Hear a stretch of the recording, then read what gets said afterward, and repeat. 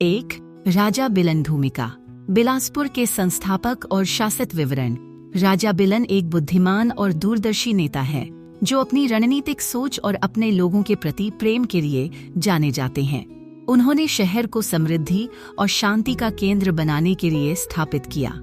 उन्हें एक लंबे चौड़े कंधों वाले व्यक्ति के रूप में दर्शाया गया है, जिसके मुकुट को पास की खदानों से कीमती पत्थरों से सजाया गया है।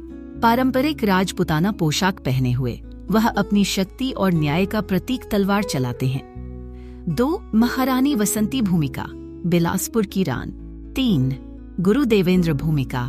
राजा बिलन के एक ऋषि और सलाहकार विवरण। गुरु देवेंद्र एक बुजुर्ग ऋषि हैं जो ज्ञान और आध्यात्मिकता का प्रतीक हैं। वह स्थानीय मिथकों के रक्षक, पवित्र स्थलों के रक्षक और शाही परिवार के सलाहकार हैं।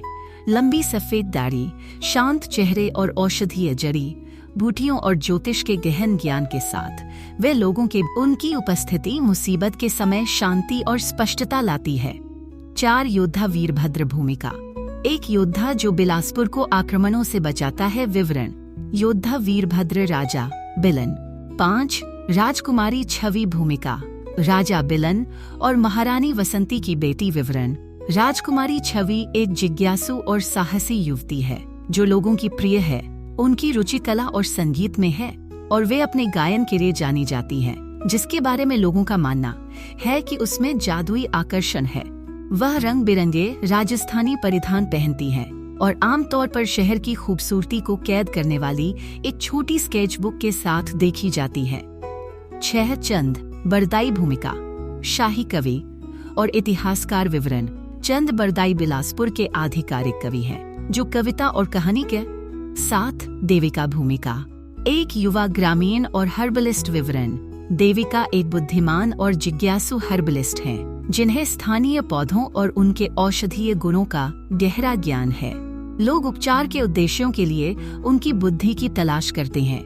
साधारण कपड़े पहने वह जंगलों और पहाड़ियों में जड़ी बूटियां इकट्ठा करती हुई घूमती हैं, जो बिलासपुर के लोगों और उनकी भूमि के बीच संबंध का प्रतीक है। कहानी की रूपरेखा। 1. बिलासपुर की स्थापना। कहानी राजा बिलन से शुरू होती है जो एक समृद्ध शहर की स्थापना का सपना देखता है। वह और 2. भूमि की किंवदंतियां। गुरु देवेंद्र भूमि के आशीर्वाद के बारे में प्राचीन मिथकों को साझा करते हैं, जिसमें पवित्र नदियों और जादुई वनस्पतियों की किंवदंतियां शामिल हैं। हर्बलिस्ट देविका इस ज्ञान को संरक्षित करने में सहायता करती हैं और अपने हर्बल उपचारों से लोगों की मदद करती हैं। 3. लोगों के कवि।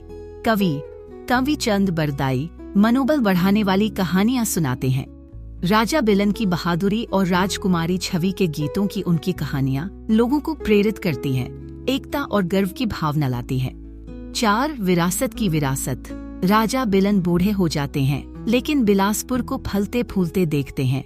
उन्होंने और उनके परिवार ने जो विरासत बनाई वह कायम है और शहर लचीलापन, प्रेम और सांस्कृतिक विरासत का प्रतीक बन गया है, जिसे आज भी इसके लोग याद करते हैं। 5.